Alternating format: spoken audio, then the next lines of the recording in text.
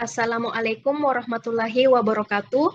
Perkenalkan, saya Aulia Rahmadani, peserta CPNS 2022 dari kelompok 1 ASN Malakbi 383. Pada kesempatan kali ini, saya akan bincang-bincang dengan mentor saya, Ibu Nurheni SPD MPD.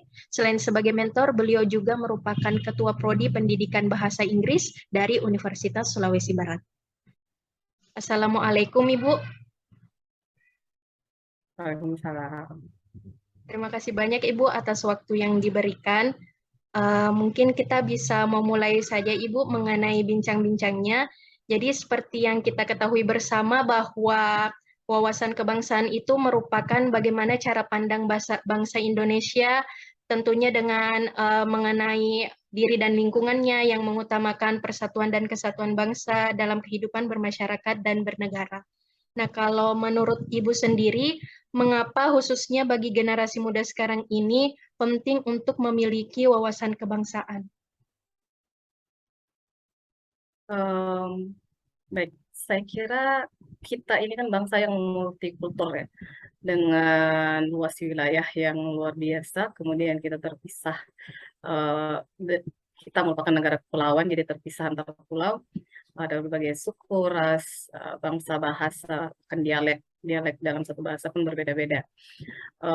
Ada kemudian kita masuk di era yang tidak ada lagi pembatas akses untuk eh, melihat dunia luar dan juga memberi informasi keluar seperti itu, menerima info dan memberi info.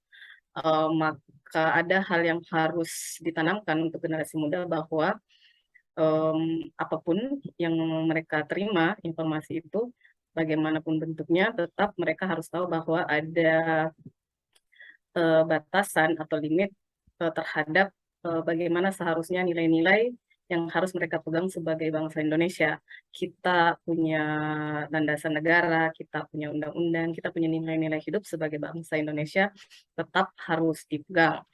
Eh, dengan segala macam kreativitas yang dimiliki, dengan begitu banyak akses, silahkan em, mengekspresikan dirinya, namun tetap berpegang pada nilai-nilai yang harusnya kita perlihatkan sebagai bangsa Indonesia. Ya, gitu. Terima kasih Bu. Melanjut dari pernyataan Ibu tadi mengenai ada nilai-nilai Pancasila yang tetap harus diperhatikan oleh generasi muda dalam bertindak seperti itu Ibu. Dan sebenarnya kalau kita melihat bersama bahwa sebenarnya wawasan kebangsaan itu merupakan implementasi dari 4 konsensus dasar, antara lain Pancasila, kemudian Undang-Undang Dasar 1945, Bhinneka Tunggal Ika, dan NKRI. Nah, sekarang yang banyak terdengar itu Ibu statement NKRI harga mati. Nah, kalau menurut pendapat Ibu sendiri bagaimana? Uh, Statement ini bisa ditanggapi positif, bisa negatif ya, tergantung bagaimana kita melihatnya dan digunakan dalam konteks apa. Ada hal mendasar yang harus kita pahami bahwa saat kita mengatakan NKRI harga mati, jika kita niat awalnya adalah mengatakan memang kita bernegara di Indonesia, negara kesatuan Republik Indonesia, maka ada yang harus kita lindungi, yaitu ya negara ini kita harus punya rasa memiliki, melindungi SDM, SDA-nya. Nah, itu saya kira itu adalah prinsip yang kita anggap sebagai prinsip positif untuk pernyataan seperti itu ya.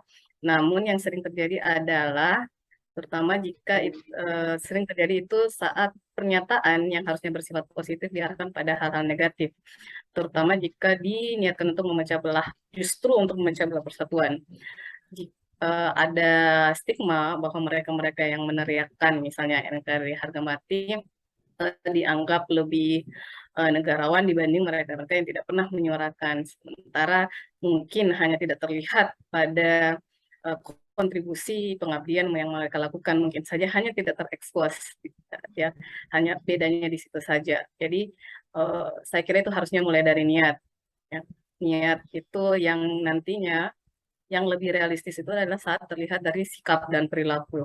Nah, itu lebih bisa dinilai sampai di mana sih kita benar-benar menghargai um, nilai-nilai yang sudah kita yakini bahwa kita bernegara dengan baik, bukan hanya dari pernyataan yang bisa saja disalahartikan, ya, dan niat-niat juga itu bisa berbeda saat kita menyatakan suatu pernyataan. Saya kira begitu. Baik Ibu, terima kasih Ibu. Jadi yang paling utama adalah bagaimana kita bisa berbuat membuktikan bahwa kita bisa memperjuangkan NKRI daripada hanya sekedar memberikan statement pernyataan saja seperti itu. Selanjutnya Ibu mengenai apakah untuk di kegiatan kampus sendiri Ibu seperti tadi pentingnya menanamkan wawasan kebangsaan khususnya generasi muda untuk kegiatan kampus, apakah ada kegiatan untuk penguatan wawasan kebangsaan kepada mahasiswa seperti sosialisasi atau kegiatan yang lainnya? Ya, saya kira di lingkungan kampus juga tidak akan pernah terlepas dari penguatan wawasan kebangsaan ya. Ini sudah terlihat. Mungkin kita mengaplikasikan turunan dari peraturan kementerian, kemudian ada kurikulum yang diberikan kepada kita.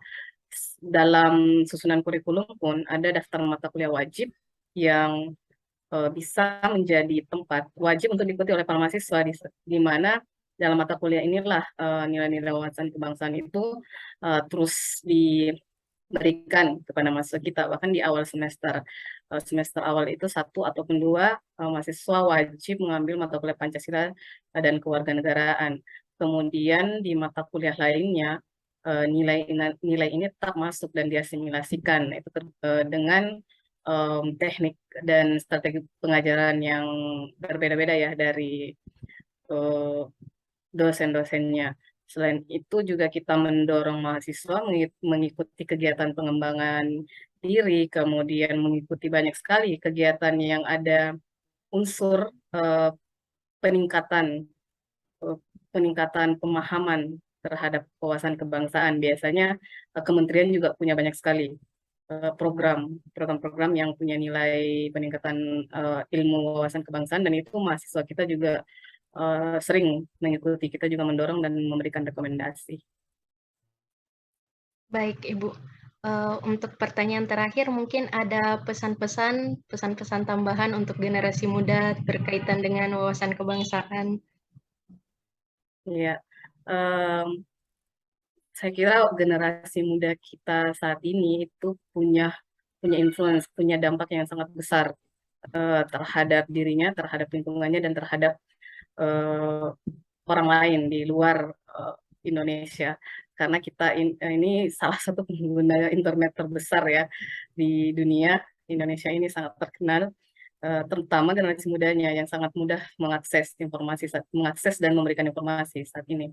Jadi saya harapannya adalah dengan kemudahan memberikan informasi dan mengakses informasi, generasi muda ini tetap dilatih dan tetap berlatih berpikir kritis, bisa menjaring informasi dan tidak mengikut ya, yang selalu terjadi mengikut pada hoax dan lain-lain. Mereka ini harusnya berada di umur-umur produktif untuk menciptakan kreasi yang bisa mengembangkan diri dia dan mengembangkan lingkungan. Jika sebagian besar generasi muda itu sudah dalam perspektif tersebut, saya kira bahkan bangsa ini bisa menjadi lebih besar dari yang ada sekarang. Baik Ibu, terima kasih banyak Ibu. Jadi pesannya untuk muda-mudi bagaimana kita bisa berkarya dan juga lebih produktif ya daripada menggunakan produk-produk dari luar negeri seperti itu Ibu. Bisa. Terima kasih banyak Ibu atas kesempatan yang diberikan. Assalamualaikum warahmatullahi wabarakatuh. Waalaikumsalam warahmatullahi. Itulah tadi bincang-bincang saya bersama dengan mentor terkait wawasan kebangsaan. Semoga bincang-bincang ini memberikan manfaat dan juga informasi yang berharga buat kalian semua.